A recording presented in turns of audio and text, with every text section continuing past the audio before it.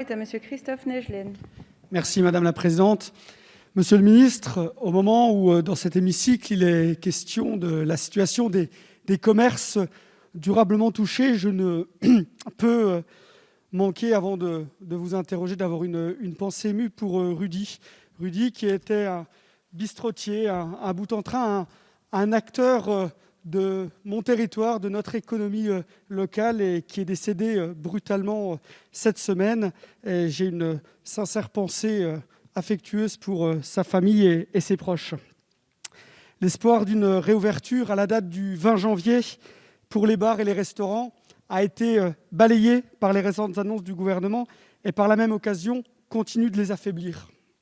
Pourtant, depuis le début de cette vague, ils n'ont eu de cesse de chercher des solutions et d'adopter des protocoles sanitaires pour assurer l'accueil de leurs clients et leur sécurité. De nouveau fermés, ce sont 2 tiers de ces professionnels qui se disent menacés par une fermeture définitive. Oui, des aides ont été mises en place. Non, elles ne sont pas suffisantes. Et oui, il y a des oubliés. Je pense à cette crêperie installée depuis début octobre dans la ville de Remiremont. En ouvrant le 3 octobre et non pas avant le 30 septembre, le restaurant de Madame Cuanov ne répond pas aux critères d'éligibilité et se trouve exclu des aides comme celle du Fonds de solidarité. Monsieur le ministre, j'ai 2 questions à vous poser. Tout d'abord, pourriez-vous regarder ce cas spécifique, qui n'est d'ailleurs pas unique, afin de lui apporter une solution? Enfin, nous laissons tout un pan de notre économie sur le côté, car les restaurants sont nécessaires pour beaucoup d'activités connexes. Ainsi, comme pour les restaurants routiers, envisagez-vous d'en ouvrir d'autres, en complément de ceux déjà ouverts, afin d'accueillir les travailleurs, comme ceux du secteur du BTP, qui mangent chaque midi dans le froid? Merci, cher collègue. Monsieur le ministre.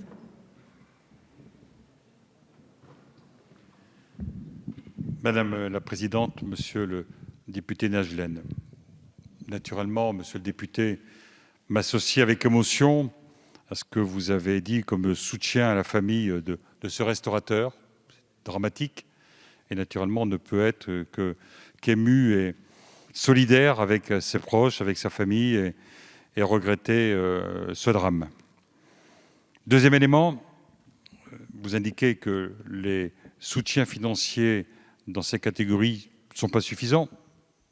Il y a peut-être eu des périodes plus compliquées, mais je crois qu'actuellement, on a trouvé, d'ailleurs en accord avec les professionnels, je rappelle que les représentants des HR considéraient qu'il fallait aller jusqu'à 15% du chiffre d'affaires pour couvrir, et c'est nécessaire pour couvrir leurs frais. On est allé à 20%. Et que pour ceux qui ont des affaires plus importantes, on va avoir un dispositif qui va aller plus loin. Que par ailleurs, vous évoquez le cas particulier d'une personne qui a ouvert le 3 octobre. Alors c'est vrai qu'au fur et à mesure du temps, nous avons modifié la date d'ouverture au cours de l'année 2020, permettant d'avoir accès. Et c'est vrai que pour l'instant, on est toujours jusqu'au 30 septembre.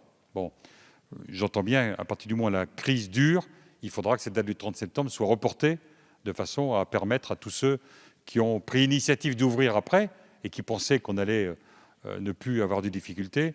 Donc, je suis prêt, monsieur le député, à regarder la solution de cette crêperie, si vous voulez bien m'indiquer ses coordonnées. Par ailleurs, vous m'interrogez sur les entrepreneurs et leurs salariés du bâtiment. J'avais été alerté par les organisations professionnelles et une décision a été prise demandant aux collectivités la possibilité de mettre à disposition des lieux chauffés pour que ces salariés puissent manger leur gamelle, entre guillemets, dans ces lieux chauffés et non pas rester à l'extérieur. Donc aujourd'hui, pour le bâtiment, le sujet a été, de mon point de vue, résolu, monsieur le député.